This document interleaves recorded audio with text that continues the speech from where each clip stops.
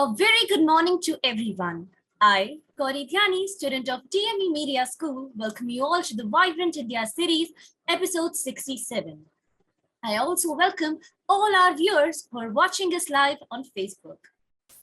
Vibrant India series is an initiative of DME Media School for celebrating 75 years of India's independence.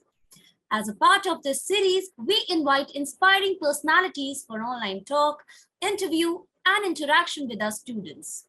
The invited personalities for this series are from all walks of life and from all parts of the country.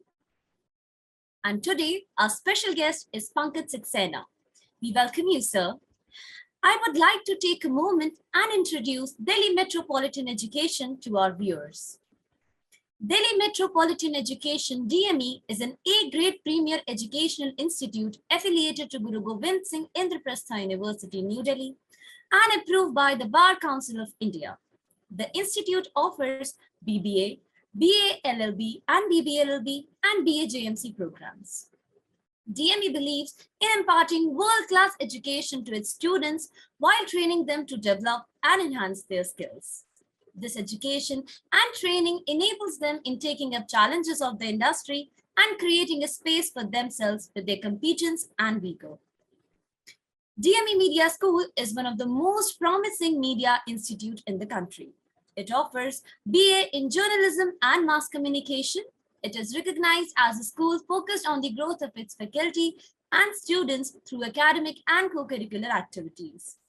Major flagship events and initiative of the school includes BG Varghese Lecture Series, Peer-to-Peer FTP, International Film Festival SIFI, International Conference ICANN, Ritika Convention of Media Students, BIS Vibrant India Series, and newly added in the list is CCD, Check-in for Cognition with Dean. Now, I hand over to my co-host Prakriti to introduce personality of the day. Over to you, Prakriti. Thank you, Gauri. It is our privilege to introduce to you the personality of episode 67 of the VIS. Guest of the day is a personality radiating wisdom, Pankaj Saxena. He is an FTII Pune alumnus with diploma in film editing and post-diploma in film direction. In a professional career of over 3 decades, he has been involved in numerous film and TV projects.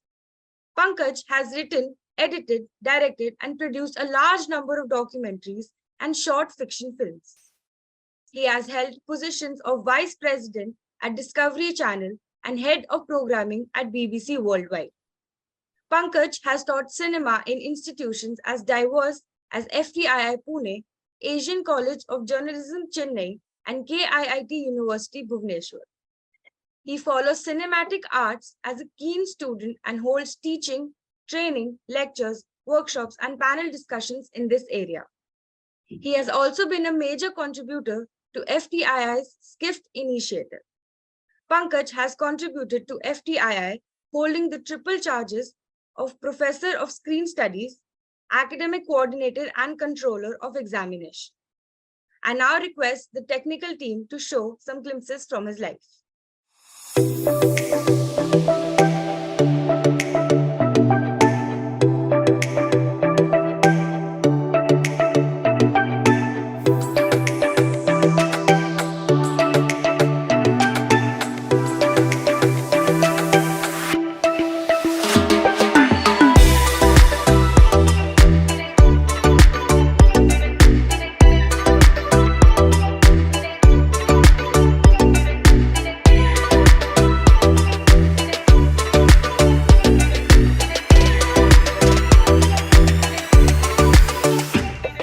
Thank you, sir, for joining us today. It is indeed an honor to host you. I now request Dr. Susmita Bala, Head DME Media School, to welcome the guests. Thank you, Prakriti. Welcome everybody to episode 67 of Vibrant India series. We launched this digital program in 2021 on August 9 on the anniversary of Quit India movement. And we presented episode 50 of this program in 2022 on August 15 when India celebrated 76th Independence Day. Vibrant India series is an initiative of DME Media School, Delhi Metropolitan Education. It is an online series to get inspiration from distinguished personalities. This program has been conceptualized and created by Professor Ambrish Saxena. Vibrant India series is a tribute to all those people who have made supreme sacrifices for the independence of our motherland. This program is a part of Azadi Ka Amrit Mahotsav, a celebration on India completing 75 years of independence. Let us have a look at the eminent personalities who have graced the VIS during the last more than a year. 8 personalities from the Defense Forces have participated in VIS till date. These personalities belong to the Indian Army, Air Force, and BSF.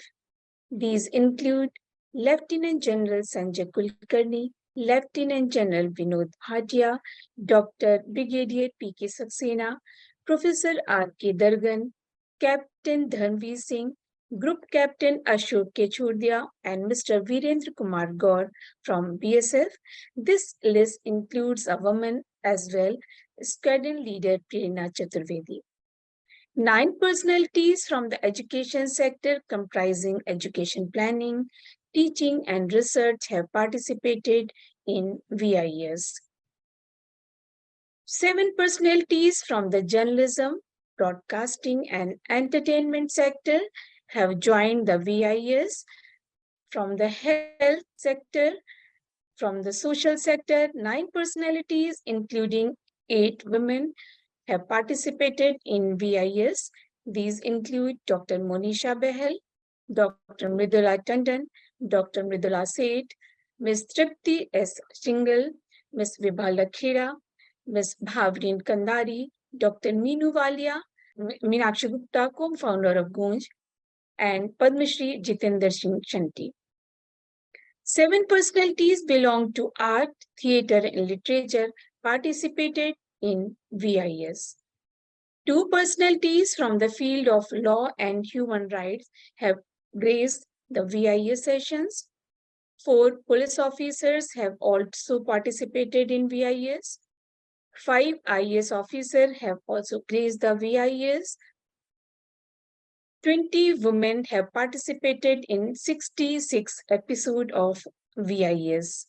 From the other field, Mr. S.P. Rawal, Mr. Augustine Walid, Sufi Sayyid Azmal Nizami, Mr. Balindu Sharma Dadhiji, Mr. Satish Saxena, Mr. Ganesh Falke participated in VIS. Today, in episode 67, we have with us an inspiring personality, Mr. Pankaj Saxena, who has contributed immensely to filmmaking and has been training new breed of filmmakers. Welcome Pankajji in episode 67 of Vibrant India series. Welcome you all. Thank you. Thank you, ma'am, for listing out the galaxy of experts we have hosted till now in VIS. I now request Dr. Ambrish Saxena, Dean DME Media School, an originator and ideator of VIS, to take the program forward. Over to you, sir. Thank you, Prakriti. Thank you, Gauri.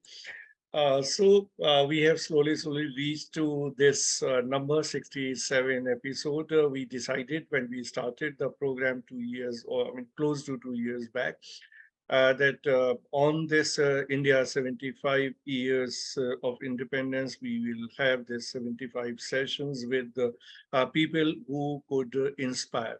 And since in an educational institution, this is something which is required utmost because the young people, if they are coming across with people of substance, people who have created niche with their work, and then obviously a lot of inspiration goes to the young people, and they could also think that they can also make it great and they can do something good in their lives. But then we try to pick up people from all walks of life, and also focusing on the fact that women are the backbone of the society, so they should be on the forefront and we should try to the extent possible to invite young women who would have made great contributions. And that is how in the last episode, we have invited one motorist, one motor racist, and the person, Bani Yadav, who had achieved exemplary things in her life. And since, again, ultimately we are an media institution, so somebody who belongs to media fraternity comes close to us.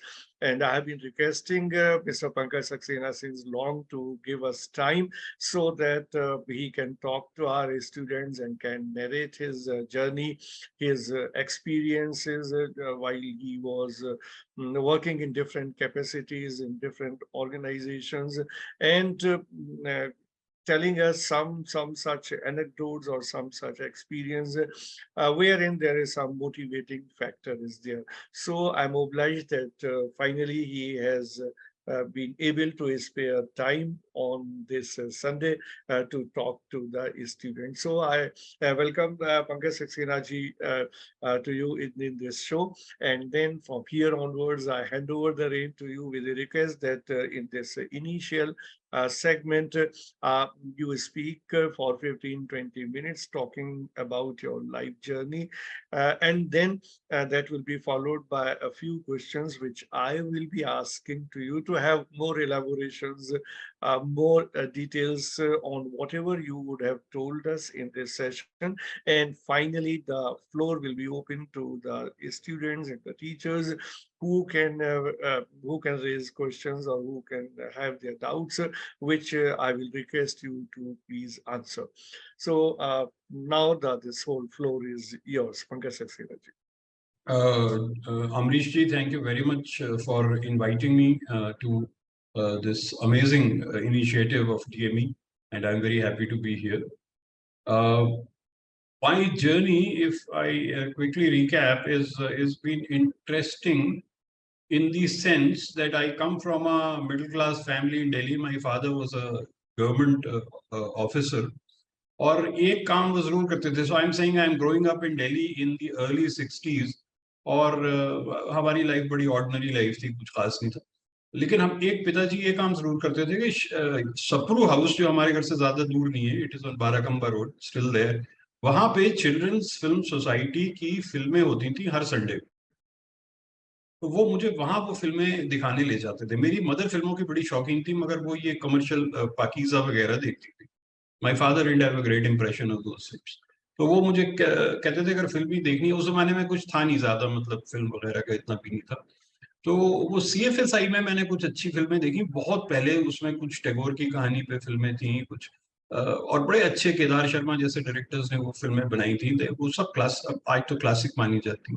But they did create some kind of an impression. Actually Tagore की जो कहानी थी, उसका मैं film का नाम भूल गया, but it was about a child who was ill and they had closed all the doors etcetera. भी मैं सिर्फ मेमोरी से बता रहा हूँ. तो फिर वहां पे वो एक आदमी आता है, कोई डॉक्टर था पता नहीं क्या, वो कहता है कि भाई ये खिड़कियां आपने क्यों बंद कर रखी है, ये तो इसकी खिड़कियां खोलो सबसे पहले. तो खिड़कियां खोलते हैं, फिर धीरे धीरे बच्चा ठीक हो जाता है. तो ऐसे एक ऐसी कहानी छोटी सी थी, वो ऐसे बाल मन के ऊपर अंकित हो गई, उसको कह सकते हैं.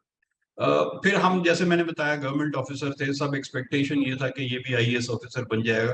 तो वो सारा एनकरेजमेंट वो सिविल सर्विसेज एग्जाम देने की तरफ ही था. वो इत्तेफाक से ऐसा हुआ कि मैं कॉमर्स पढ़ रहा था श्रीराम कॉलेज ऑफ कॉमर्स में, तो मैं पढ़ाई में अच्छा था. तो मुझसे उम्मीद थी कि IAS तो क्रैक कर लेगा आसानी से. 8 जून 1980 को, और अच्छा बीच में मैं वो कॉलेज के दौरान जो था ना, मेरा थोड़ा सी विरक्ति सी हो गई थी ये कॉमर्स पढ़ पढ़ के ना, बैलेंस शीट्स और ये नंबर्स वगैरह से थोड़ा मुझे वो ज्यादा ही हो गया था, मतलब वन हैड ओवरडन इट. तो फिर मैं शाम को मंडे हाउस में जाके ना थोड़ा सा नाटक में डैबल सा करने लगा, और मैंने 1-2 कोर्सेज भी छोटे मोटे कर लिए थे. तो I was, you know, that world was just beginning. 8 June Sunday था 1980 को, मेरा IAS का प्रीलिमिनरी एग्जाम था. वो शाहजहां रोड पे UPSC के ऑफिस में था. और मथुरा रोड पे मैंने बीच में फिल्म एंड TV इंस्टीट्यूट, जिसके बारे में मैं कुछ ज्यादा नहीं जानता था, एक वो अप्लाई भी कर दिया था. वो नाटक वालों के शायद इंस्पिरेशन से कर दिया. तो 8 जून को ये दोनों एग्जाम एक ही डेट एक ही समय पे थे. और FTI का एंट्रेंस एग्जाम जो था, वहां भी एडमिशन बड़ा डिफिकल्ट था. वो वहां था, Delhi public school, Mathura road. तो मैं जब बस स्टैंड पे आया तो मेरे सामने सवाल ये था कि अभी मैं शायद नंबर भी याद कर पाऊंगा, एक बस जो थी वो यूपीएससी जा रही थी और एक बस जो थी वो उसमें वहां जा रही थी, मथुरा रोड में 611 नंबर थी। तो मैंने काफी मतलब मैं उसमें रहा, क्योंकि आईएएस की तो बड़ी तैयारी करनी पड़ती है, वो मैं एक साल से पूरी तैयारी भी कर रहा था। फिर वो बस जब आई तो उस क्राउडेड सी होती थी उस जमाने में bus, and it was not easy to travel. हम लोग फुटबोर्ड पे ट्रैवल करते थे, सब बड़ा रिस्क, जान माल की रिस्क। तो पहुंच गया मथुरा रोड में, वो एग्जाम दे आया। अब वो एग्जाम देने के बाद घर में जाके क्या बताना है, क्योंकि वो सब तो ज्यादा घर में बताया नहीं। सो नाउ ऐसा वो दिया ही नहीं आईएएस का एग्जाम, तो जाके एफटीआई का एग्जाम दे दिया मथुरा रोड। तो एनीवे शाम को घर आया, I don't think I dealt with the question के पेपर कैसा हुआ वगैरह वगैरह। एफटीआई में आज भी 10,000 बच्चे अप्लाई करते हैं और उसमें से 100 लिए जाते हैं। सो it is like I don't know what the percentage is, but it's a low percent. और हम लोग कोई फिल्म फैमिली से थे भी, और मेरा जो भी फिल्म के बारे में जो नॉलेज थी वो सीएफएसआई की जो फिल्म हमने सप्रू हाउस में देखी थी वही होंगी, या कुछ टीवी पे देखी होंगी। तो श्याम बेनेगल साहब, मेरे जो एफटीआई का इंटरव्यू हुआ उसमें Shyam Benegal was the chairman. तो श्याम बेनेगल ने मेरे पढ़ा वो सीवी, तो उन्होंने बोला आप तो कॉमर्स स्टूडेंट है। तो एक्सपेक्टेशन होती थी ना कोई आर्ट का स्टूडेंट हो, फोटोग्राफी का हो, पेंटिंग का हो, लिटरेचर का हो, तो उसका समझ में आता है। तो उन्होंने बोला कि ये आप तो कॉमर्स स्टूडेंट है, so I mean how are you making this shift into cinema. तो मैंने उनको 21 साल की मेरी उम्र थी, मैंने उनको जवाब ये दिया कि कॉमर्स तो बड़ा इंपॉर्टेंट है सिनेमा में, जो शायद उस तरह के माहौल में ठीक जवाब नहीं था। मतलब द फोकस और the slant should be towards the artistic aspect of cinema, not commercial aspect of cinema. शायद सवाल ही गलत, जवाब ही गलत। फिर मेरे से हमारे दूसरे प्रोफेसर ने पूछा कि भाई कौन सा कैमरे से आप फेमिलियर हैं, एरी क्या होता है आप जानते हो, एडिटिंग क्या होती है आप जानते हो, ये साउंड सिंक्रोनाइजेशन क्या होता है, फोलीज क्या होती है, ये कुछ नहीं मुझे पता। कोई जवाब ही नहीं, हमने कहा कुछ आइडिया ही नहीं था। फिर एक बात श्याम बेनेगल ने बोला, कोई कोई फिल्म आपको अच्छी लगी तो वो बताइए। That film happened to be Manthan, जो मैंने टीवी पे देखी थी। वो मुझे फिल्म बहुत अच्छी लगी। वो फिल्म बड़ी इंटरेस्टिंग फिल्म है, वो किसी प्रोड्यूसर ने नहीं बनाई है। उन्होंने जो मिल्क कोऑपरेटिव्स में काम करने वाले लोग हैं, गरीब लोग हैं, उन्होंने चंदा देके, शायद 1 रुपए का या 10 रुपए का चंदा देके उस पैसे से वो फिल्म बनी थी, and it was propagating the cooperative movement. वो उसमें गिरीश कर्नाड ने डॉक्टर वी कुरियन का रोल प्ले किया था। तो कैसे एक एक पूरे समाज में कोऑपरेटिव की वजह से एक तरह की प्रोस्पेरिटी तो आई जाती है, साथ में एक स्पिरिट ऑफ डेमोक्रेसी भी आ जाती है। ये सब अभी बड़े बड़े शब्द मैं अब बोल रहा हूँ, तब मुझे नहीं पता। मैंने टीवी में जो देखा मुझे बहुत अच्छा लगा, और मुझे शर्म ये आया कि मैं श्याम बेनेगल को बोलूँ कि वो पूछे अच्छी फिल्म कौन सी है, मैं उन्हीं की फिल्म बता रहा हूँ, उन्हीं को कि अच्छी। तो ये एक तरह से थोड़ा सा मस्का लगाने जैसा तो नहीं हो जाएगा। फिर मैंने हिम्मत की, मैंने कहा ठीक है, जो है वो मैं कर देता हूँ। ऐसे कोई जवाब का ठीक जवाब दे भी नहीं पाया था, तो शायद रिजेक्ट ही होना था। तो मैंने मंथन के ऊपर लेके बैठ गया और मैंने उनसे खूब मंथन डिस्कस और गहराई में डिस्कस की, शॉर्ट्स डिस्कस किए, मैंने सेट डिजाइन डिस्कस किया, मैंने एक्टिंग डिस्कस की। तो वो मैं वहां एग्जाम पास हो गया। मेरे घर वालों ने कहा था कि भाई थोड़ा पूना घूम वगैरह के आ जाओ और बाकी तो फिर सरकारी नौकरी कर ले। तो वो वहां से एक, जिसको कहते हैं ना, वो ट्रैक चेंज हो गया। And when I came to FTI, ये बड़ा विलक्षण संस्थान है। ये पूरे आपके जो है ना कपाट खोल देता है, क्योंकि यहाँ पे आप दुनिया भर की फिल्में, दुनिया भर के इन्फ्लुएंसर्स, ऐसी नई नई चीजें। हमारे लिए तो सब कुछ ही नया था, हम तो दिल्ली से आए थे, हमने मूवी कैमरा कभी देखा ही नहीं था। ये अब जैसा नहीं है कि सब जगह सब कुछ मूवी कैमरा वगैरह होता। बल्कि आप देखिए कि टीवी जब तक हमारे घर में नहीं आया था, the only way to see moving images, the only possibility to see moving images was to spend 2-3 rupees, go to cinema hall, take the trouble of going to the cinema hall, and then sit down there and see moving images. आज तो आप सुबह आंख खोलते हैं तो moving images, और रात को सोते हैं तो भी moving images। तो उसकी वैल्यू बहुत ज्यादा होती है मूविंग इमेज, उसकी सीरियसनेस बहुत ज्यादा होती है। तो उससे उस तरीके से मैंने पढ़ा। बट सेकंड ईयर आते आते हमारे एक अमेरिकन प्रोफेसर थे, he is an eminent documentary film maker, he is no more now. उनका नाम विलियम ग्रीव्स है, he is a black American film maker. तो ब्लैक अमेरिकन सब्जेक्ट के ऊपर डॉक्यूमेंट्री बनाते थे। He came to teach us. I sort of shifted from fiction, जो मैं श्याम बेनेगल और ऋषिकेश मुखर्जी इन सब का जो कायल था, वो एक तरह से मेरा रुझान डॉक्यूमेंट्री की तरफ हो गया।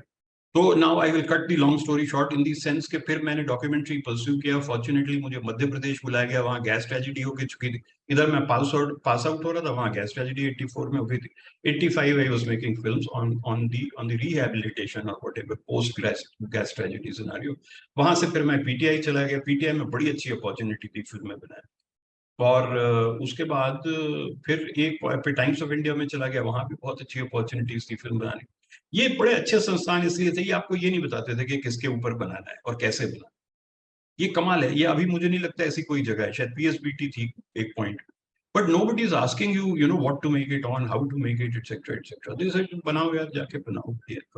और that opportunity even in subsequently I worked in Lok Sabha TV, वहां पे भी ये बड़ी opportunity. But I think the big break for me was, or the big, sort of shift was in terms of joining Discovery Channel in 1996, I think, if I got that right, yeah.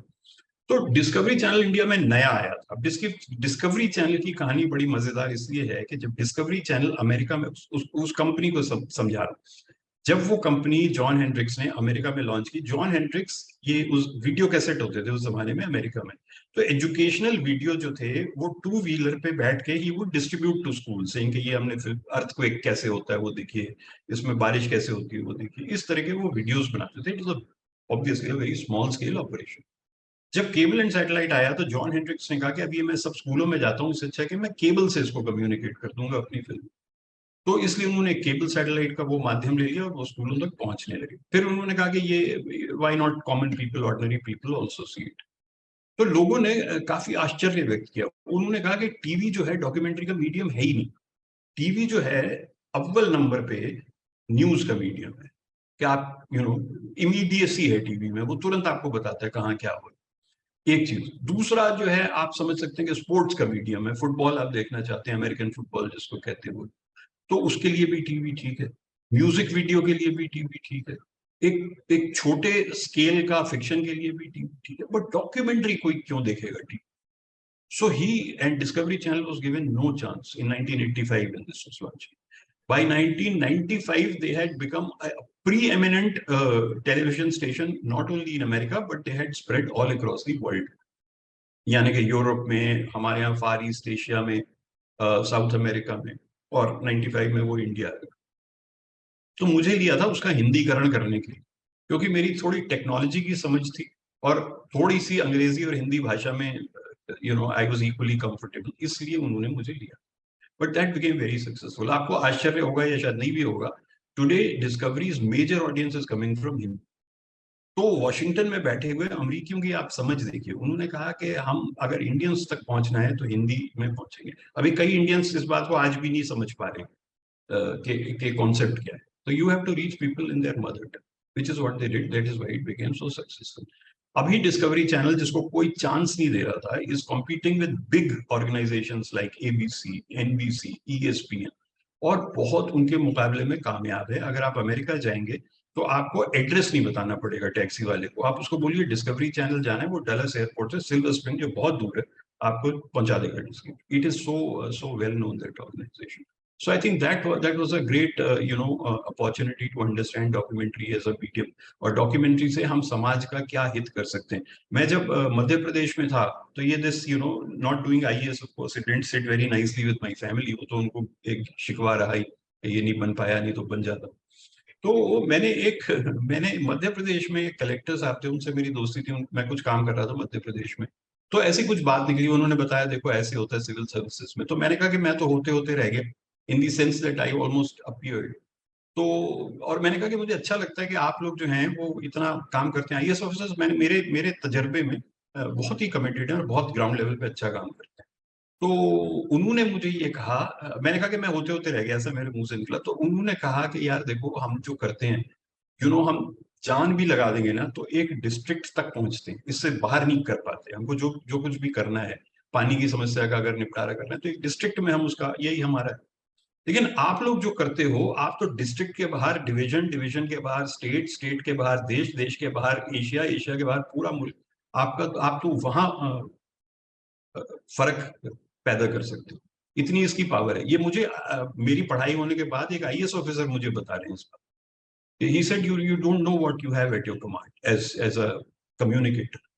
तो मैंने कहा ये बिल्कुल सही बात है, और उसको हम लगातार देख रहे हैं, उसकी पावर ऑफ कम्युनिकेशन को आप आज देख रहे हैं। मतलब as we are sitting here, at least one state is chosen to ban a film. उनको लगता है कि इससे इतनी मतलब मुसीबत पैदा हो जाएगी कि इसको बैन ही कर देना चाहिए, और दूसरे स्टेट्स 2-3 है वो उन्होंने उसको टैक्स फ्री कर दिया। वो सोच रहे हैं कि ये इतनी इंपॉर्टेंट है लोगों को देखने के लिए कि हम सरकार की ओर से जितना समर्थन कर सकते हैं कि करेंगे। मतलब वो इतना बड़ा टॉपिक ऑफ डिस्कशन है सिनेमा। और वो मैं कह रहा हूँ बचपन में हम सुनते थे कि ये बहुत गंदी चीज है, इसको नहीं करना चाहिए। एक वो फिल्म थी, मुझे नाम नहीं याद, उसमें कोई एक लड़की घर से चली जाती है तो वो कहता है, ये फिल्म का डायलॉग है, वो कहता है जब भी कोई लड़की घर से भाग जाती है तो सीधे बम्बई जाती है, तो बॉम्बे सेंट्रल स्टेशन पे देखो आएगी। ये तो सोच थी लोगों की फिल्म के बारे में, ये उस 70s की जब मैं देख रहा हूँ। So generally that has been the journey, and I have from 2017 I have been doing this program which is called Film Appreciation Program, जो अभी आपके दिल्ली में होने वाला है 29 तारीख से त्रिवेणी कला संगम में। और इसके बहुत टेकर्स हैं। हम लोगों ने ऐसी जगहों पे प्रोग्राम किया है। क्या हुआ है कि सिनेमा जो था ना 70s में इतना लोग नहीं जानते थे, इसमें इंटरेस्ट भी नहीं था उसके बारे में, वो बोलते भी बहुत थे। लेकिन today you know people understand the value of cinema and they want to become a part of cinema, either as makers or as audience or as you know intermediaries, whichever way, as managers, as cinematographers, as visual artists वगैरह वगैरह। तो interest बहुत ज्यादा है, लेकिन perspective अलग है। तो हमने एक प्रोग्राम एक श्रीनगर में किया था 2017 या 2018 में किया था। उस टाइम श्रीनगर में सिनेमा हॉल नहीं था, cinema was just not existing in Srinagar. तो हम लोगों ने सोचा हम इन बच्चों को क्या बताएंगे, यहाँ तो सिनेमा हॉल ही नहीं। तो हमने देखा कि बच्चे जब क्लास में आए तो उन्होंने अमेरिकी फिल्में तो सारी देख रखी, सिनेमा हॉल नहीं था, but they knew Spielberg is, George लूकस is, all of this they knew very well, pulp fiction, everything. तो हमने कहा जी आपके यहाँ तो सिनेमा हॉल नहीं, आप कैसे देखते हो? कहते कि नहीं लेकिन ये तो है ना हमारे यहाँ, और नेट भी है हमारे यहाँ, और नहीं है तो हम जम्मू चले जाते हैं, चंडीगढ़ चले जाते हैं। तो जिस स्टेट में सिनेमा एक अनऑफिशियली बैंड है और एग्जिस्ट ही नहीं करता, वहां के बच्चे भी जाके देख रहे हैं उसको, और they have their own views on cinema etcetera. Srinagar नाम की एक जगह है इसमें उत्तराखंड में, वो देर क्या कहते हैं, हरिद्वार ट्रेन स्टेशन से 4 घंटे की ड्राइव है, और वो पहाड़ की ड्राइव है। तो कई बच्चे ऐसे हैं मेरे कोर्स में, ऐसे थे जिन्होंने कभी ट्रेन नहीं देखी, जिन्होंने कभी हरिद्वार नहीं देखा, उनको जरूरत ही नहीं पड़ी, वो गए। लेकिन उनको जब हमने कहा कि आप अपने कैमरा से कुछ शूट करो, दे डिड परफेक्ट कॉम्पोजिशन। क्योंकि आप एस्थेटिक एनवायरनमेंट में, विजुअली रिच एनवायरनमेंट में रह के विजुअल आपका पार्ट बन जाता है, और वो बच्चे उस विजुअल को लेकर बैठे रहते हैं। अगर ये सेल कैमरे नहीं आते और अगर ये सिनेमा इतना एक्सेसिबल नहीं होता, उन्होंने एक फिल्म बनाई है, that film is protesting against the sacrifice in a temple of a buffalo. तो वो बच्चे कहते हैं कोर्स में कि जी हम आपको अपनी फिल्म दिखाने, हम बहुत सारी फिल्में दिखाते हैं, कहते हैं जी हमारी फिल्म भी आप देखिए। हम, मैंने कहा यार मैं क्या देखूंगा तुम्हारी फिल्म, मतलब बच्चों की फिल्म क्या, मतलब you know we are in a class situation, we want to teach concepts. तो ये तो उनका नहीं आप देखिए, तो मैंने देखा, और कमाल की फिल्म है। It will put everybody against that whole concept of animal sacrifice. उन्होंने पूरा शूट किया है उसको, which is so gory and so difficult to see. और मैंने उनसे पूछा, मैंने कहा ये आपको दिक्कत नहीं आई? कहते हैं दिक्कत आई, क्योंकि वो जो कर रहे हैं या करवा रहे हैं वहां के, उन्होंने तो कहा कि तुम भाग जाओ यहाँ से, ये क्यों शूट कर रहे हो? They know they are not doing the right thing. ये भी इंटरेस्टिंग बात है, दे आर अवेयर, वो सैक्रिफाइस कर रहे हैं, पूरे फर्वर के साथ कर रहे हैं, पूरी जील के साथ कर रहे हैं, मगर कहीं ना कहीं वो जानते हैं कि ये बात ठीक नहीं है, हम कर, तो कैमरे वाले को भगाना चाहते हैं। वो बच्चे 18, 19, 20 साल के ग्रेजुएशन लेवल के बच्चे, उन्होंने जान की बाजी लगा के वो फिल्म बनाई। इससे बढ़िया फिल्म हो सकती है? इज इट इवन पॉसिबल कि कोई फिल्म इससे बेटर हो सकती? So that has been very enriching, and that's what I have been doing in meeting youngsters and meeting people like Amrish ji, जो इतना काम कर रहे हैं। और मैं कह रहा हूँ डीएवी का इतना top of the mind recall है पूरे हिंदुस्तान के अंदर, क्योंकि आप लोग ऐसा लगता है कि 24 घंटे काम करते हैं, संडे को सुबह भी आप काम कर रहे हैं और रेस्ट नहीं कर रहे हैं, मुझे भी नहीं करने दे रहे। so that kind of energy actually is very it reaches out and people take notice, and I think that is very, so by way of I think I have spent a lot of time. Thank you, Pankaj ji, for narrating your journey in such an interesting manner, and I believe now the students will also learn to do the things जो उनके दिल में है, बजाय इसके कि जो parents कहते हैं। क्योंकि मैं अक्सर इस बात को कहता हूँ क्लासेस में और क्लासेस के बाहर, जब भी स्टूडेंट से बातचीत होती है कि वो पेरेंट्स ये नहीं करने देंगे, पेरेंट्स वो नहीं करने देंगे, तो मैंने कहा पेरेंट्स से पूछते ही क्यों होंगे क्या करना है, जो तुम्हारे मन में आए वो काम करो। तो आपने उस बात को इंडोर्स कर दिया अपने एक्सपीरियंस से। क्योंकि मैं खुद इस बात को मानता हूँ कि अगर आप में इंडिपेंडेंट निर्णय लेने की क्षमता नहीं है, which is an essential thing for a person, whichever profession you are, if you are capable of taking your own decisions, good or bad, I mean that the time will tell, but then that kind of confidence is reflected in your actions, and that is very very necessary for a person to move in life. तो वो बहुत जरूरी है। आपने जैसे भी, और ठीक है यंग एज में थोड़ा सा दिक्कत होती है because you are so much dependent on your parents, emotional attachment है, पैसे की डिपेंडेंस है, वो सारी चीजें हैं। लेकिन जो करना चाहते हैं वो करना चाहिए, बहुत ही जरूरी है। लेकिन जैसे आपने जहाँ जो एनेक्डोट हमें बताया, लेकिन बट उसके बाद जब आपका आईएएस आपने छोड़ दिया, और फिर छोड़ दिया मतलब obviously you would have told your parents कि मैंने दिया ही नहीं है एग्जाम, और फाइनली उन्होंने कहा आप घूम के आ जाइए, आपने वहाँ एडमिशन ले लिया, तो वो जो उस समय का दौर था, जो रिएक्शंस थे, वो आपने कैसे हैंडल किया? मैंने वही किया जो छोटे बच्चे करते हैं। My mother was very supportive, वो बच्चा हमारा जो भी करे ठीक है, वो that kind of a mother she was, and father was of course more concerned about my career. तो वो थोड़ा मुझे उधर मैथ साइंस की तरफ भी ले जाना चाहते थे, तो मैंने उनको आपस में ही, मतलब बच्चे करते हैं ना तो कहते हैं जी आप आपस में बात कर लो and we will be by standard. तो वो उन्होंने आपस में ही एक दूसरे को समझा दिया कि भाई अब ये जो करना चाहता है, but I think you know they may have been fairly liberal in their outlook to actually allow me, because मैं आपको ने बहुत अच्छा ये सवाल उठाया अमरीश जी। मैं आपको बताता हूँ, ये जो हम इंटरव्यूज में बैठते हैं ना, ये बहुत सालों से मैं बैठ रहा हूँ, मतलब हमेशा नहीं, रोज नहीं बैठता हूँ, लेकिन कभी कभार जब भी मैं बैठता हूँ, तो over a period of time I have been part of various interview.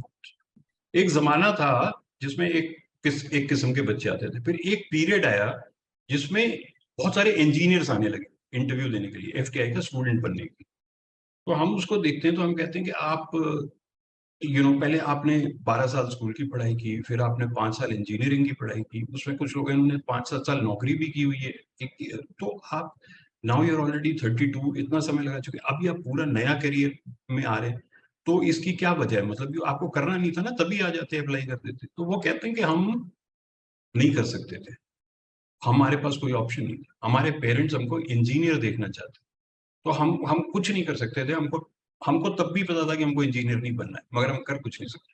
तो हमने ये करा कि इंजीनियरिंग की पढ़ाई खत्म की, 3 साल नौकरी की, पैसे जमा किए, और अब हमारे पास इतना पैसा है कि हम उसको फीस दे करके ऐसे बच्चों को, मतलब मैं ये कह रहा हूँ कि मेरा मन करता है कि इनको ले लो, क्योंकि ये बड़ा पैशन है, ये वो नहीं है नी जर्क रिएक्शन नहीं है कि यार वो देख रहा हूँ कि ऋतिक रोशन नाच रहा है तो मैं भी एक्टर बनूंगा, ये वो नहीं। ये बड़ा है कि इसने ये बनना चाहता था, मगर 4 साल 5 साल इंजीनियरिंग की, 3 साल नौकरी की, फिर करके ही आया। तो रिजॉल्व बहुत है, पैशन बहुत है। तो सो है। अच्छा, फिर मैंने कहा ये कौन सा पॉइंट है जिसमें ये चेंज आया? तो ये मैं सोचता हूँ ये वो राजू हिरानी की फिल्म के बाद चेंज आया, because it was a successful and popular film, उसका नाम शायद 3 इडियट्स था, कि that message reach not only the students but also the parents, कि वो कहता है ना कि मैं इंजीनियर बन नहीं पाऊंगा, और बनूंगा तो बड़ा खराब इंजीनियर बनूंगा क्योंकि मेरा मन नहीं है इसका। तो I think to an extent things have changed, but to a great extent things have not changed. ये अभी भी बच्चे जो हैं 5-5 साल इंजीनियरिंग पढ़ रहे हैं, नोइंग फुली वेल कि वो इंजीनियर नहीं बने। In that way, though, since I mean we are teaching media, and these students, those who are there in this session, they have joined journalism and mass communication, being fully aware as to what they have joined and what they are planning to do in their career. So moving on, I would also like to know, while you were there in FTI as a student, so what kind of experiences you had, what all you learned, who were your teachers, and any such memories which you can share with the students?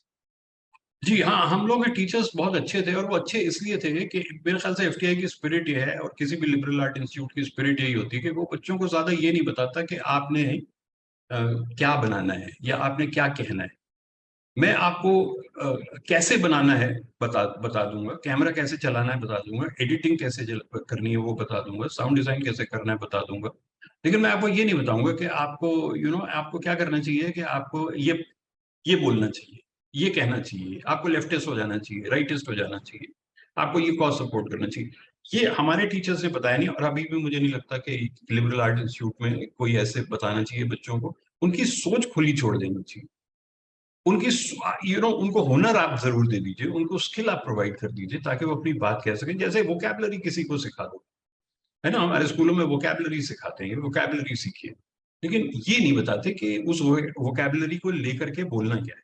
वो then that is crushing the spirit of a young person, and that is never a good idea, क्योंकि वो उसके अंदर एक seed है, उसके अंदर एक बीज है, वो पनपेगा, वो खिलेगा।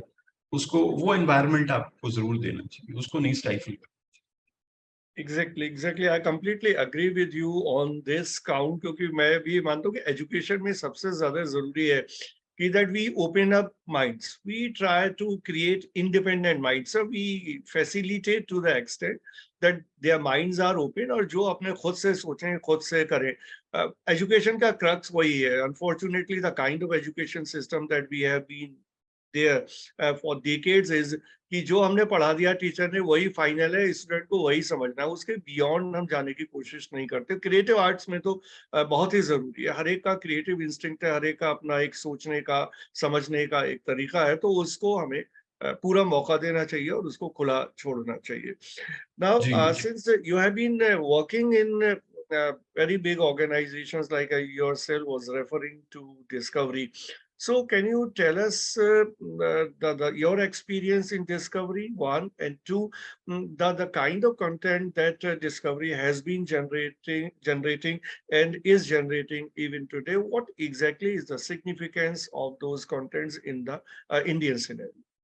जी, मतलब एक तो एसेंशियल लेवल पे ये जो चीजें है ना, फिनोमेना जिसको कहते हैं, डिस्कवरी चैनल। सो जैसे मैं बता रहा हूँ कि बारिश कैसे होती है, ये हमारे टीचर पढ़ाते थे, बड़ी मेहनत करते थे। वो चौक से वो ब्लैक बोर्ड पे बनाते थे, कैसे मतलब पानी इवेपोरेट करता है और ऊपर किस कंडीशंस पे जाके वो कंडेंस करता है और फिर वो प्रेसिपिटेट करता है।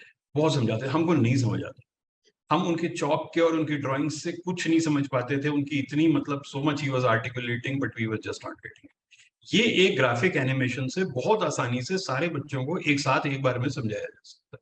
तो एक लेवल पे तो डिस्कवरी ने ये किया, अर्थक्वेक कैसे आता है, या ये नेचुरल फिनोमेना, ग्लोबल वार्मिंग क्या होती है, क्यों होती है, उसके क्या परिणाम। एक मुझे याद है, उन्होंने कहा कि अगर टेम्परेचर इतना आपका बढ़ जाएगा तो उसके बाद आप गेहूं उगाने लायक नहीं रहेंगे। सो नाउ दिस इज, एक तो हम बोल रहे टेम्परेचर बढ़ेगा, कैसे बढ़ेगा, ग्लेशियर मेल्ट हो जाएंगे वगैरह, वो एक पार्ट है।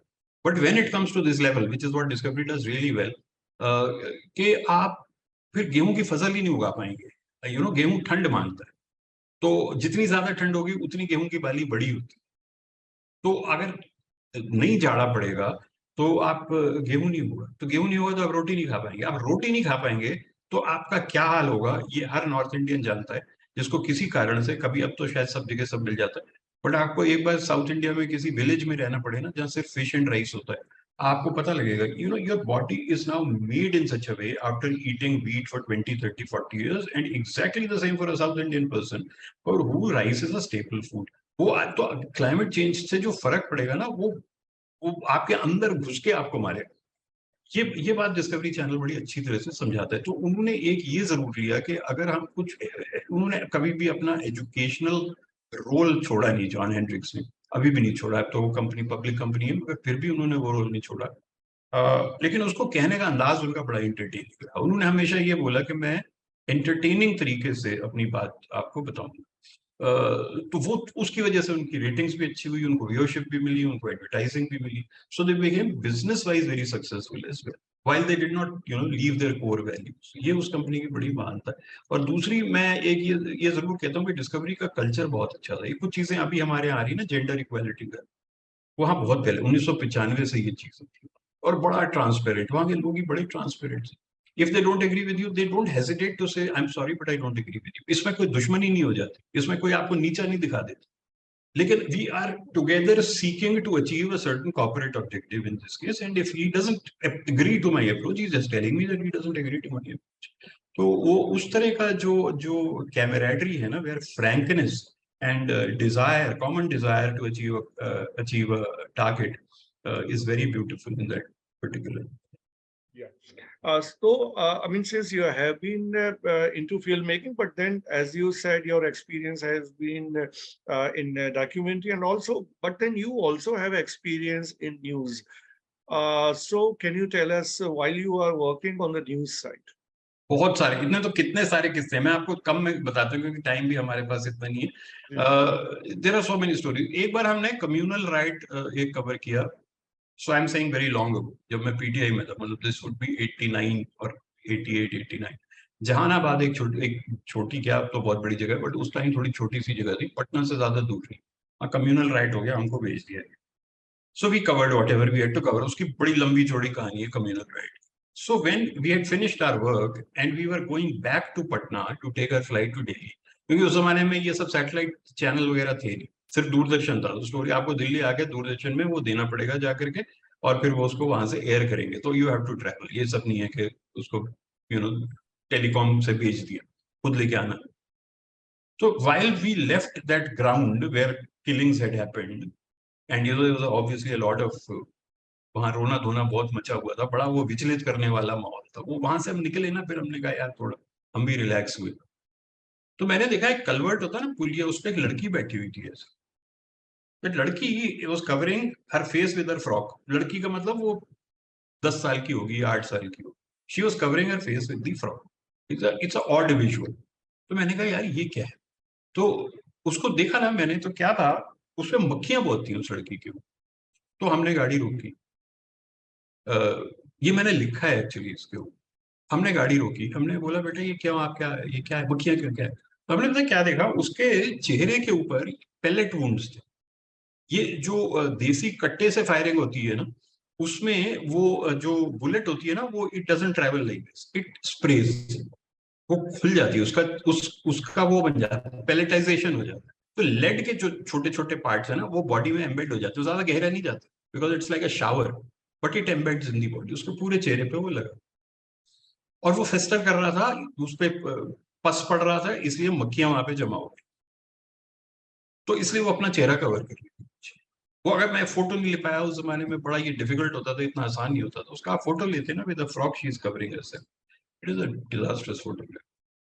तो अच्छा, हमने ये भी देखा कि उसने ना उनके चेहरे पे वो एक, उस टाइम क्या कहते थे, टिंचर आईडी नहीं, ऐसा कोई लाल रंग की दवाई होती है. इट इज अ कॉस्मेटिक, हाँ इट्स अ कॉस्मेटिक ट्रीटमेंट ना, फौरी तौर पे सुपरफ्लुअस वुंड के ऊपर वो लगा दी जाती है बस. इस अंदर वो जब लेड पड़ा हुआ है स्किन के अंदर, तो वो क्या कर लेगा टिंचर आईडी. हम चले गए. हमने देखा जो कुछ, मतलब उसके बाद की थोड़ी चीज को समझा, उसको भी शूट तो नहीं किया उसको जल्दी में से, लेकिन फिर मैंने कई कहानी में डाल दिया, तो वो स्टोरी चली. अब ये एक चीज है जो हर जर्नलिस्ट कभी ना कभी झेलना पड़े. तो वापस आके मैंने सोचा यार, मैंने उस लड़की को हॉस्पिटल ही ले जाते, कुछ तो कर देते. कुछ ही नहीं किया.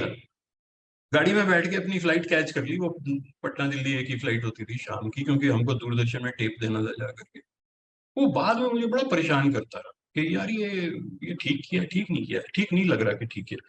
तो बाद में फिर मेरे कुछ और दोस्त गए वहां पे, फिर कुछ और वो थे भगवत झा आजाद, वहां के चीफ मिनिस्टर वगैरह थे, तो उन्होंने फिर कुछ वहां पे इनिशिएटिव वगैरह लिया. तो फिर एक टीम थी. तो मैंने कहा यार वो पता करना, वहां पे एक लड़की पे पहले ढूंढते उसका क्या हुआ. So then those people came back and they said she passed away in a few days. उसको जीने का कोई चांस ही नहीं था. वो तो पूरा फेस्टर ही होना था, कोई मेडिकल केयर वगैरह ठीक से थी नहीं उसकी, या उसकी नहीं. But that has remained like a, you know, like a sore on my soul. वो कभी मैं अभी इसलिए आपसे बात कर रहा हूँ इतने 30 साल बाद, उसने छोड़ा नहीं.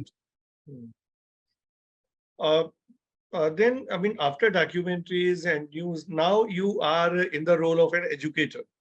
So, I mean, you have been wearing different caps. So, whichever work you have done, or whichever capacity, whichever roles you have performed, after so many years, what do you feel? Which is closest to your heart? I mean, as a documentary filmmaker, as a news producer, or as an educator, or as a fiction filmmaker, where you find yourself more comfortable, more close to that? जी जी, I think it's a good question.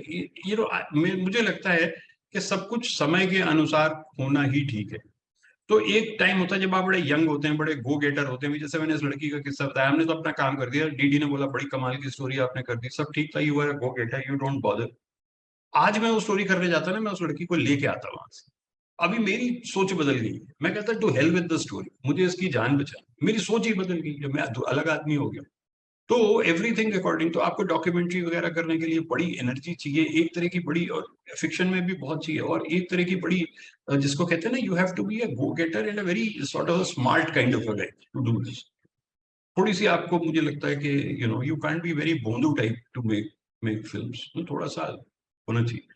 अच्छा, उम्र के साथ क्या होता है, आप धीरे धीरे ना अंतर्मुखी होते चले जाते हैं, जैसा मैं अब, एक टाइम में बड़े गो गेटर होता है, पार्टी है यार, कहाँ पार्टी है, उससे मिलते हैं यार, इसको फोन करते हैं, इससे बात। अभी आप सोचते हो कि यार, you don't want to do that, you want to just sit at home, you want to look inwards, you know that your time, you are on a timer already, then there are other things that start interesting you, etc.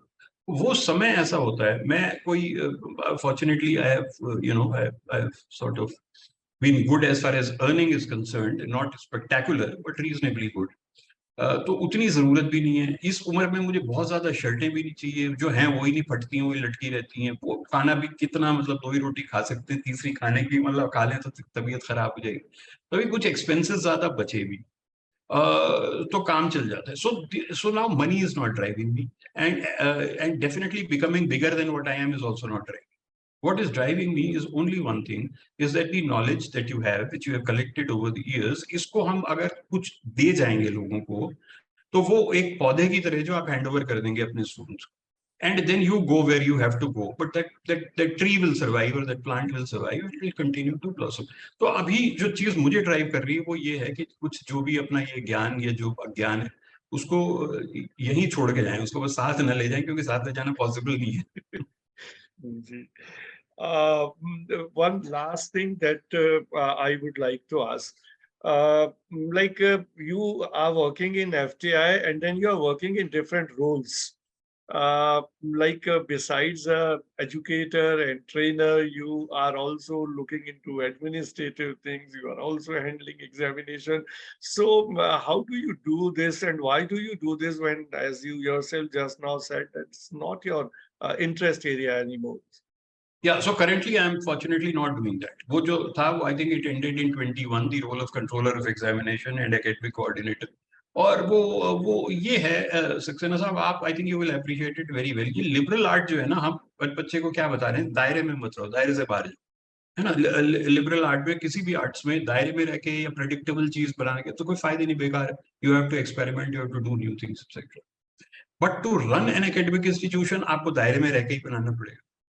आप को कुछ, मतलब ये, और दूसरी बात है कि हमारा जो यहाँ पे सिस्टम है, so our diploma is considered equivalent to a post graduate degree. तो उसके लिए आपको कुछ मानदंड होने पड़ेंगे, कुछ अटेंडेंस का मानदंड होगा ना, उसकी अटेंडेंस इतने से कम होगी तो नहीं होगा, एग्जाम पास करना पड़ेगा, एग्जाम होगा, असाइनमेंट होगा, उसको पास करना पड़ेगा। तो ये जो है ना, ये this is a balancing game according to you can't give unlimited freedom to the student. हम ये तो नहीं कह सकते कि जी आप जब मन करे फिल्म बना। मैं जब पढ़ता था, actually there was one girl, उसका एक टाइम आया फिल्म बनाने का, तो कोर्स तो 3 साल का ही था, तो उसका एक टाइम होता है फिल्म बनाने का। तो उसने कहा कि भाई मैं फिल्म तो नहीं बना सकती, क्योंकि मेरी फिल्म तो बारिश में सेट है और ये तो फरवरी का महीना है, तो मैं जुलाई में ही बनाऊंगी। जब तो ये कैसे हो सकता है, जुलाई में तो आपको डिप्लोमा लेके चले जाना है। So that is, I think it is a balancing, but I enjoy that. चलिए, आपने ये बता के मेरे डिलेमा भी सामने आ गया। The kind of problems that we face, we work in a completely structured setup, which is wherein everything is very rigidly decided. And what I personally feel that in such kind of rigidity, creativity is never possible. So there is always a clash as to which course is to be adopted and what all is to be done. So as an administrator, as an educator, I always fight with myself how to handle these kind of things. Now moving on, I keep the floor open to the students and the teachers, and I invite those who want to ask questions, please come on a screen, come on camera, raise your hand and ask your questions. Sir, personally, what genre of movies or scripts do you like to write the most or film the most? हाँ, ये आपने अच्छा, see, as a teacher, I have to say that it is you are looking for creativity. So as a teacher, you are not so focused on the genre. क्योंकि क्या होगा कि आप कहेंगे ना कि एक अच्छा है तो फिर तो दूसरा कम अच्छा हो जाता है वगैरह। मैं I am grappling with this. तो मोटे तौर पे मैं कहूंगा कि I am fine, you know. मैं, अगर आप कहते हैं कि ह्यूमर या कॉमेडी है, तो मैं चार्ली चैपलिन को मैं उसकी पराकाष्ठा मानता हूँ, मैं समझता हूँ बहुत अच्छी। लेकिन अगर आप कहते हैं कि कोई सोशल इश्यूज की बात अगर हम करते हैं, तो मैं बिमल रॉय को बहुत अच्छा मानता हूँ। तो ऐसा नहीं है कि बिमल रॉय क्योंकि सुजाता और बंदरी जैसी फिल्में बनाते थे इसलिए वो चैपलिन से कंपेयर करूं उसको, तो वो ठीक नहीं हो। You know, he is in his own place. This one is in his own place. और फिर किसी और अलग किस्म के फिल्म मेकर को, अनुराग कश्यप को आप ले लीजिए, तो ही his style of film making is very different. तो वो सभी अच्छे हैं, वो अपनी बात कैसे कही उन्होंने, वो I think that is what one should consider. मेरा ऐसे कोई फेवरेट जॉनर नहीं है। So greetings to you, sir. And first, I have two questions to ask. So my first question to you is, what is your favorite film of all time and why? It's an impossible to answer question.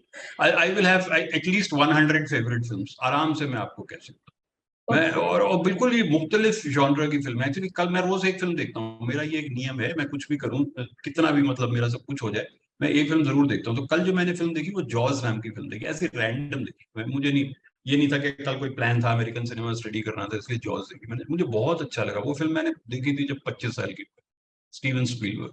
It's a very beautiful film. और उसमें मुझे बिल्कुल नई चीज पता लगी। वो 3 characters हैं, उनकी अप्रोच ही लाइफ में अलग है तीनों की, और वो तीनों जो हैं वो उस बोट पे हैं जिसने उसका शार्क का शिकार करना है। So they are trying to get the job done in their own way. तो उसमें जो है एक की मृत्यु हो जाती है, वो ज्यादा ही मतलब बड़ा ब्रवाडो था उसके अंदर। तो मुझे लगा कि स्पीलबर्ग का एक्चुअली या पीटर बेंचली का एक कमेंट है कि ये ना, ये ब्रवाडो से नहीं होता, ये थोड़ा सा सोच समझ के होता है। You know, the toughest battles are not won with bravado. और उसका सबसे अच्छा एग्जाम्पल कृष्ण का गीता का रथ है, वेयर ही इज एक्चुअली, आपने देखा वो पूरा उपदेश कहाँ होता है, वो पूरा उपदेश होता है 2 आर्मीज के बीच में खड़ा करके। he could have said this anywhere, it was great wisdom, उसको घर में ही समझा देता, वहां क्यों लाने की जरूरत। But you know, in the battlefield, the value of the wisdom is in the battlefield, not in your bed. तो लड़ाई आपको जहां लड़ी जाती है ना, वहां पे जीतनी है उसको, वो पहले नहीं। तो एनीवे, सो बहुत सारी वो बातें निकल के आई। तो आपने मेरे से क्या पूछा था, आपकी फेवरेट फिल्म कौन? मैं लेकिन 3-4 फिल्में, मैं आप क्योंकि स्टूडेंट्स हैं, मेरा फर्ज बनता है कि मैं आपको बताऊं कि कुछ फिल्में आपको देखनी चाहिए। And I am definitely saying Pather Panchali is a film to see, and that is a film that I have seen over 50 years. You know, almost once in 6 months time. उनकी रे की तो ऐसा कोई भी फिल्म आप देख लीजिए, but Pather Panchali I am saying is one film. और उसके अलावा क्या मैं आपको बताऊं, उसके अलावा एक फिल्म है, I am jumping over the puddles again. It is a lesser known Czechoslovakian film. It is a child who was very keen to be a horse rider, but he eventually loses his leg at some point of time, so he can't be a horse rider. It is a journey to become a horse rider, nevertheless. वो बड़ी बड़ी सुंदर film है। तो मुझे, आप मोटे तौर पे आप ये देख रहे हैं कि films that you know help you make sense of life is the films that I'm tending to like, because film का एक बहुत बड़ा ये एक रोल है कि हम दूसरों के जीवन को, जीवन शैली को, जीवन पद्धति को, सोच को समझें। जब हम समझेंगे तो हम अप्रिशिएट करेंगे, फिर झगड़ा कम होगा। Ashish Chatterjee. Thank you so much, sir, for answering my question. There is one more question that I would like to ask to you, and the second question is that what do you think are the most important elements of filmmaking? मैं इसका actually जवाब दे सकता हूँ, हालांकि मुश्किल सवाल है कि इसका सब लोग अलग ही जवाब देंगे। You should have a story to tell, or you should have something to say. ये फिल्म के बारे में नहीं, सारे आर्ट्स के बारे में कुछ है आपके पास कहने के लिए तो आप कीजिए। अब मैं उसका नाम नहीं किसी का लूंगा, लेकिन एक स्टूडियो सिस्टम नाम की एक चीज होती है, उसमें आपको फिल्म इसलिए नहीं बनानी होती कि वो आपको कुछ कहना है, इसलिए बनानी होती है कि आपने 300 लोगों को नौकरी पे रखा हो। You have to make a film to get them going. उनको उनसे काम लेना है, वो नौकरी पे है, उनको खाली नहीं छोड़ सकते। ये बिल्कुल वही रेस्टोरेंट वाली बात, अगर ग्राहक नहीं आएगा तो आपका शेफ सिर पीट रहा होगा, वो नौकरी पे क्यों है। तो कस्टमर आने चाहिए, खाना खाना चाहिए, उनको काम पे लगे रहना चाहिए, कस्टमर से पैसा आना चाहिए, उनको सैलरी मिलनी चाहिए। That whole operation is to take place. So there is a large number of people in any cinema anywhere in the world who are making films for this reason. I'm saying they can't make good films for this reason. You know, this is assembly line ना, मारुति की गाड़ी बन रही, बनाते जाओ बनाते जाओ। तो मैं कह रहा हूँ वो दूसरा सिनेमा है जो अंदर से उपजता है, अंदर से निकलता है. It is poetic cinema, it is poetry. You are not worried, you are not bothered. जी जी आशीष जी. पंकज सर, आपको सुनना मेरे लिए सौभाग्य की बात है. मेरा एक छोटा सा सवाल है.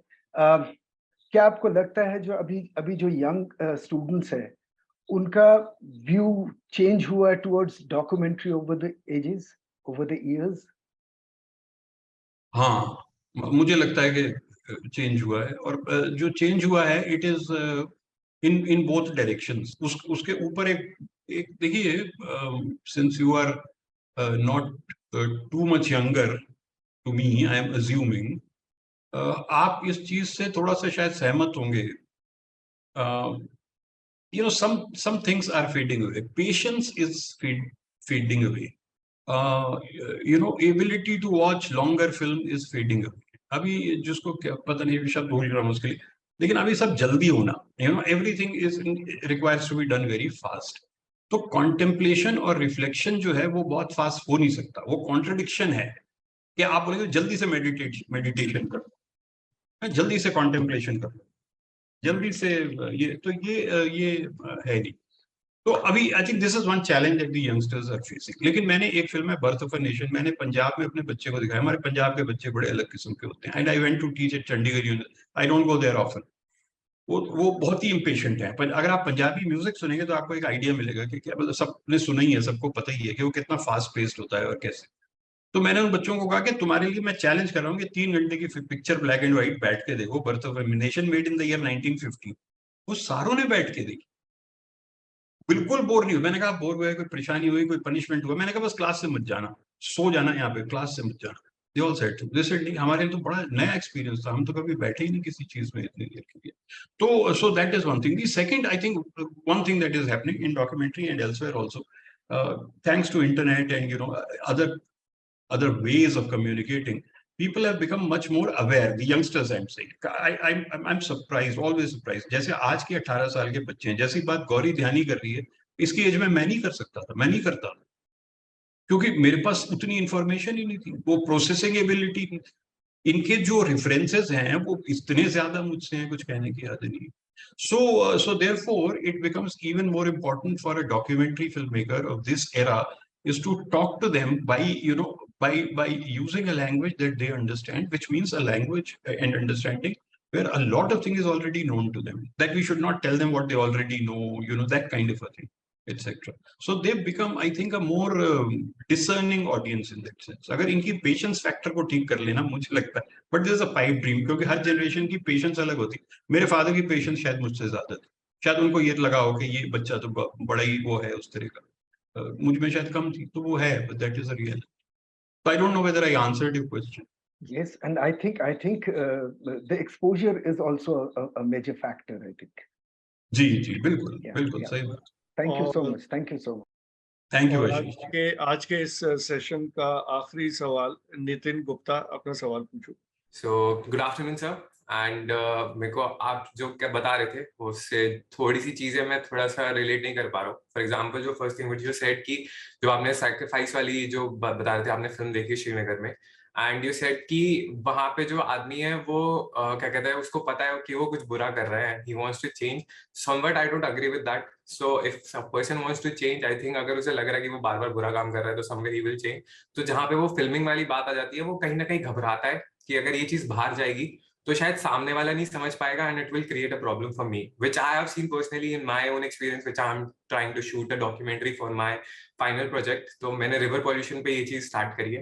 And through out the journey, जब मैं अपना कैमरा लेके और माइक लेके गया, तो एक चीज मैंने और नोटिस करी कि people were looking at me like a media person, that I belong to some sort of a media channel and I cannot do this for my own. तो they were very afraid of that कि हम कहीं news channel पे ना आ जाए और हमारी जो बात है वो वहां ना चली जाए.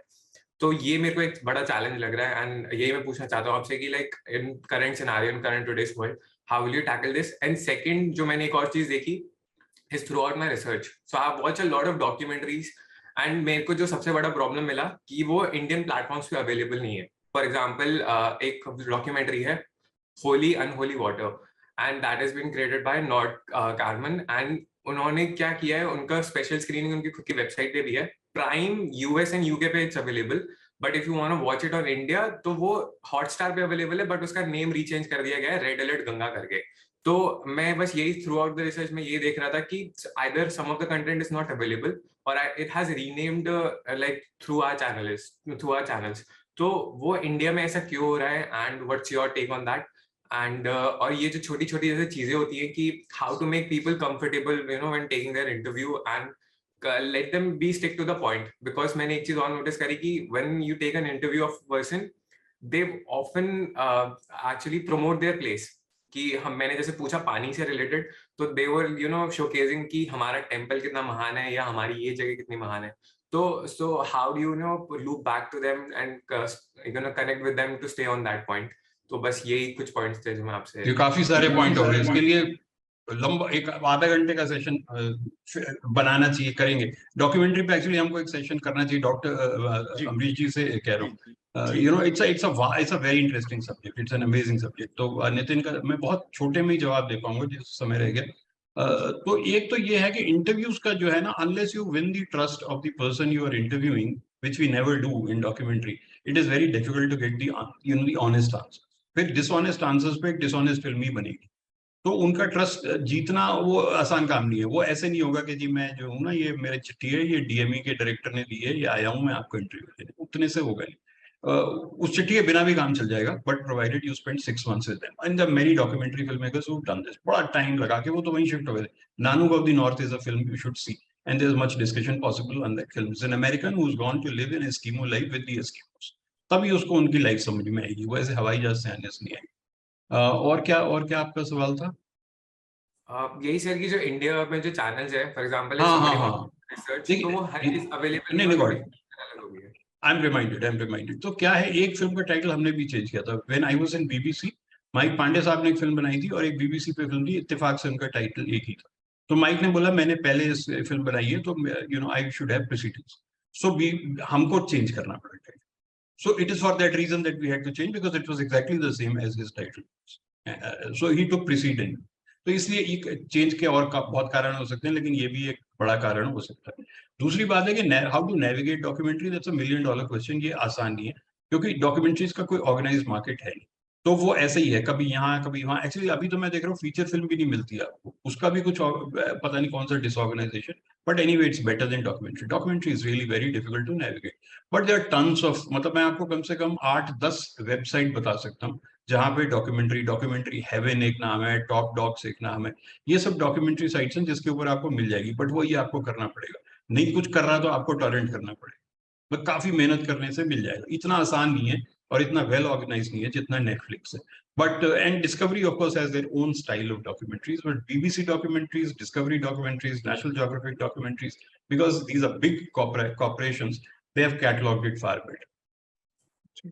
Similar to this, like मैं आपसे ये जानना चाह रहा था कि do you think there is some sort of restriction, कहीं हमारी गवर्नमेंट या ऐसा मीडिया चैनल इसको फिल्टर कर रही है कि लाइक ये चीज दिखानी चाहिए या नहीं? I think नितिन, मैं पंकज जी को इनवाइट करूंगा whenever he has time to have a complete workshop on documentary films. Then there will be enough time to go into detail, in depth of all such questions. So time is running out. We have to wind up the session. So thank you, Pankaj ji, to be with us this morning and endorsing a lot of things which I keep on saying. So you have helped me a lot. And I believe that somebody, I mean, everybody would have taken something or the other, because there are a number of students in this session who are interested in making a career in films or documentaries or fiction. So they would have been able to relate to most of the things which you said, and which is for everybody the important thing that you said. You have to have the patience which is required to do the things that you want to do, and also you emphasized on passion. As you were narrating that example wherein I mean, somebody who would have done the engineering and all, and then somebody is coming to filmmaking. So the kind of passion, simply doing a BJMC degree will not be enough.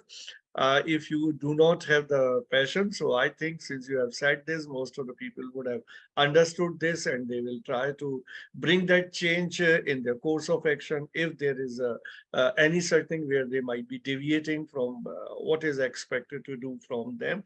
And I think that this session will further pave way for a few of your sessions, depending on your availability.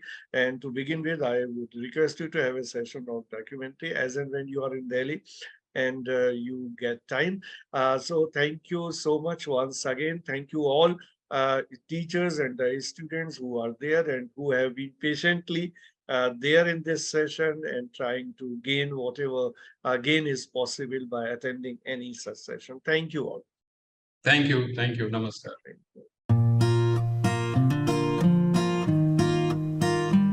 The first impression that comes to our mind about any college: tall buildings, big classrooms, large lobby areas, thick books, IT labs, assignments, class tests, and projects. Nothing besides that. Every hour, minute, second spent here help us carving and shaping our persona, cultivating innovative mindsets for the challenging world. Learning is a lifelong process. Sharing knowledge, inculcating values of life, spark the innovative horizons of mind. Fun and frolic is the nature of every nook and corner here. A daily dose of thrill we are sure to get here.